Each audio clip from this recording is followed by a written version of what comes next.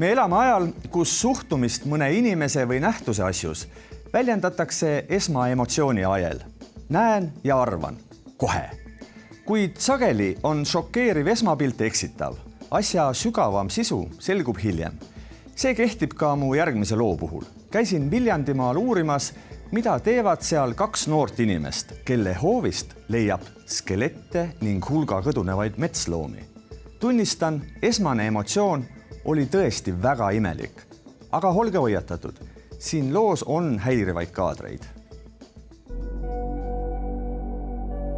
See veidi väsinud ilmega maja on omaette, suurematest asulatest veidi eemal. Kui mõni pisut haprama närvikava ja nihkes fantaasiaga inimene hämaral õhtupoolikul juhuslikult sellesse hoovi sattuks, saaks ta päris kindlasti tugeva emotsionaalse laksu.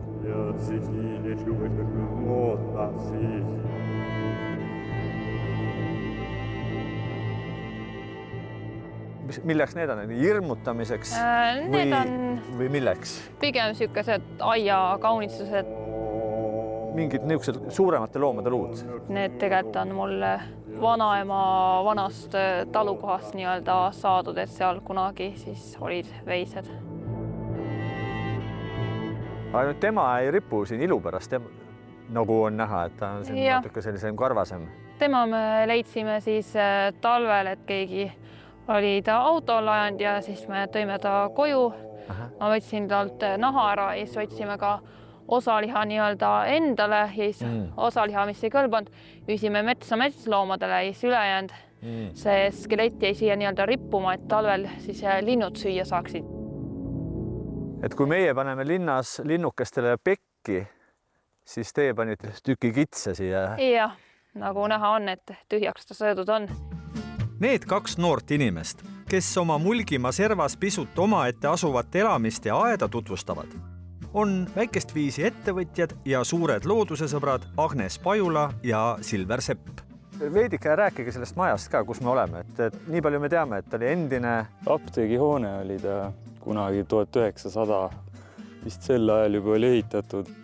Siin tegelikult keldris oli minu teada A. Le Coq'i õlletehas ka mingil hetkel. Täideti mingeid A. Le Coq'i õllesid ja siis kirjutati peale, et suislepas täidetud nii-öelda. Assoo, et mingisugune villimine käis siin? Jah, mingi villimisladu üks oli siin. Nii, aga teie elate siin? 2 aastat. 2 aastat. See on niisugune esimene ühine oma päris kodu. Täpselt. Hea asi on see, et tal on hea asukoht ja siis muidugi ka see, et siin on palju loodust, et meile meeldiski, et siin aias on hästi palju puid ja linde ja muid loomi. Ja samas, eks ole, piisavalt eraldatud, et sa saad oma neid asju teha nii, et keegi ei sega. Jah. Toas avanev vaade lööb muidugi pahviks. Siin majas on meeletutes kogustes erinevaid loomaluid. Ja Agnes valmistab neist luudest ehteid ja kaunistusi.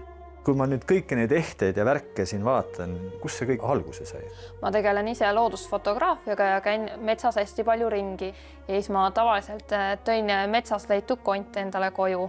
Ma vaatasin, et need luud on selline hea materjali, et neist saaks ilusad ja erilised looga ehted nii-öelda. Ja siis ma hakkasingi metsast leitud luudest esialgu ehteid tegema ja siis hiljem hakkasin ka tee ääres neid loomi siis korjama ja koju tooma.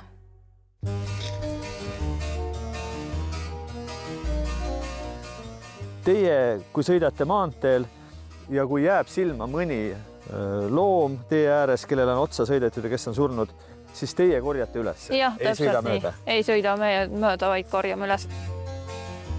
Eelmine aasta ma arvan, et koos lindudega äkki oli siuke umbes 60 looma või isegi natuke rohkem, et neid ikkagi jääb palju auto olla. Ja kuidas sina selle mõttega harjusid, et äkki tuuakse koju muudku neid korjuseid? No esialgu oli ikkagi, ei olnud nii meeltmööda see, et ma nüüd pean seisma jääma siin ja järsku seda korjama hakkama tee pealt.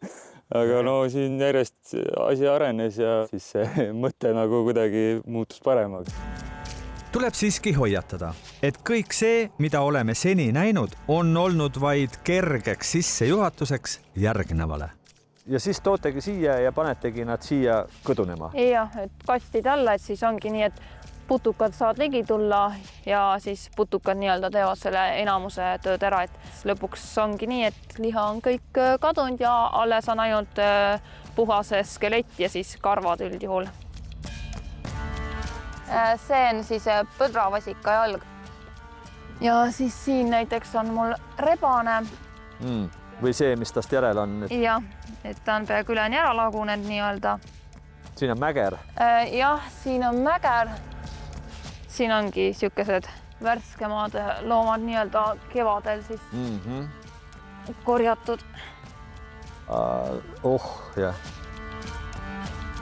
Seal kõdunevate loomakorjuste vahel seistes vasardab paratamatult peas vaid üks küsimus. Milleks see kõik? Väga kerge oleks liigitada need kaks kuhugi superveidrike kategooriasse. Ent kogu selle ettevõtmise taga paistab siiras looduse huvi, põhjalik teadmiste pagas ning süsteemne tegevus. Omamoodi missiooniga tegevus. Ma nagu varem korjasin lihtsalt metsast luid, mis ma leidsin, aga siis mingi hetk ma nagu nägingi, et tee ääres on nii palju neid loomi, siis kes seal on, et võiks nagu neid ka kuidagi väärindada. Anda tee ääres või ma ei tea, metsas hukka saanud loomadele uus elu. Jah, täpselt nii. Tuttavad sugulased ei ole seal ära ehmatanud, et ei tea, mis siin nüüd toimub? No võib-olla alguses oli see neile üllatav, aga nüüd ma ütleks, et on harjutud juba sellega. Mõned mängivad kodus, eks ole, legodega. Teie mänguasjad on need luud kõik, on nii, jah? Jah, meil luud vedelevad igal pool, mitte legoklotsid. Ja nendest luudest saavad ehted enamasti? Jah, täpselt nii, et väiksematest saavad pea kõigist ehted ja siis suurematest teeme kaunistusi ka. Kas kõigepealt mõtled ehte välja ja otsid sobiva luu, mida sul on palju? Või ikkagi iga luu pealt vaatad, mis ehte sellest saab? Kuidas pidi sul käib see? Minul on pigem nii, et mul on luu ja siis selle ümber ma kavandan enda siis selle ehte. No aga siin on ehted, mille need luud on siin, eks ole, imepisikesed, ütleks, et mingid peaaegu et hiireluud või ongi hiireluud? Need ongi hiireluud, et neid ma tegelikult olen saanud siis kakuliste räppetombu seest, et need räppetombud on sellised seedimatud osad, mis need linnud siis nii-öelda hiljem välja oksendavad. Tegelikult on see väga kõva töö, kuidas ühest korjusest, mis on kõdunemisprotsessi lõpetanud, saaks ehete meisterdamiseks sobiv luumaterjal. Korjan kõik kondid ilusti puhtaks, suurema mulla loputan maha ja siis ma teen veest ja seebist nii-öelda lahuse, kuhu ma panen need luud sisse, siis et rasv luu seest välja tuleks, et pärast see tänu rasvale kollased laigud luule ei jääks või see luu haisema ei jääks. Ja mis see siin on?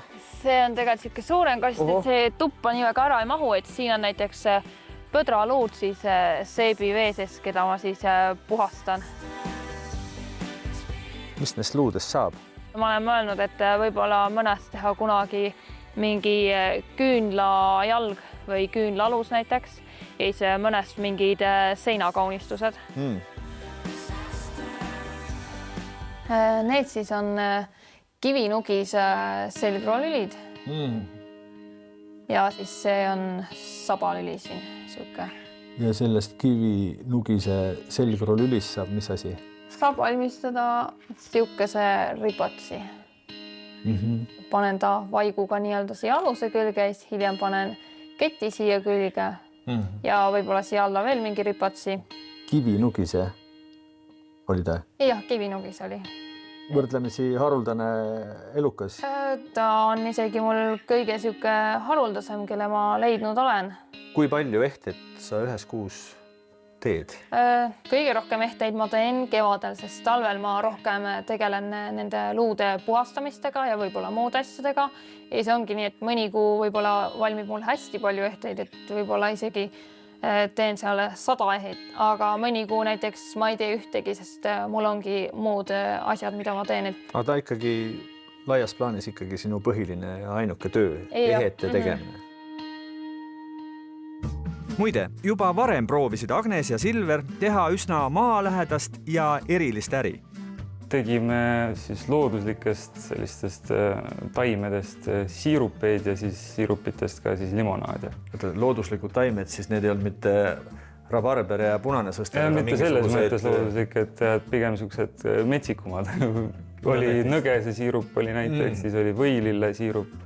Et sellistest tegime pigem. Ja... Aga selgus, et seda sorti limonaadi joojaid Eestis liiga palju ei ole. Jah, siis me olimegi laatadel, käisime, proovisime siis laatadel neid müüa nii-öelda ja ega seal väga erilist huvi ei olnud. Kuid ehteid ostetakse nii Saksamaal, Madalmaades ja isegi Belgias ning muidugi Eestis. Selgituseks tuleb siiski öelda, et kuna ehteäri veel päris ära ei toida, siis käib Silver igapäevaselt ka palgatööl. Aga Agnes muudkui meisterdab. Mingisugused putukad, need on kes?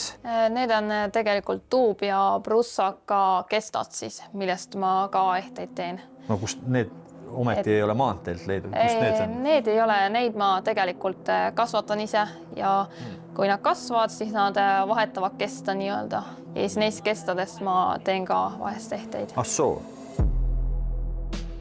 Oskad sa selgitada, millest need ehted kokkuvõttes sul siin räägivad ja kelle ehted need on sellised? No ma ise arvan, et need ehted on sellised pigem erilisematele inimestele. Võib-olla sellistele inimestele, kes näiteks, kellele meeldib selline kootistiil või kes kuulavad näiteks raskemat muusikat. Ja siis muidugi sellised inimesed, kes näiteks austavad meie esivanemate juuri, kuna kunagi ka põhiline materjal näiteks muinasajal olidki just loomaluust ehted ja nii-öelda talismanid, mis siis kaitsesid sind ja tõid õnne. Selle ristil ja kogu sellel kompositsioonil on mingisugune tähendus veel lisaks sellele, et äge näeb välja. Ta hoiab su kodus näiteks kurjad vaimud eemal, et ta on nii-öelda kodukaitsja, öeldi selliste asjade kohta. Ja see siin on siis samasugune kodukaitsja, vähemalt selline mõte on tal. Jah. No võt.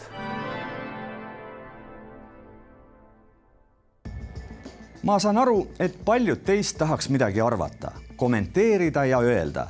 Miks mitte? Aga ärge kiirustage. Parem on, kui mõtlete enne. Näiteks sellele, mis oleks teie asi, idee või missioon, mis maailma omal kombel paremaks teeb. Kas teie elus on midagi sellist?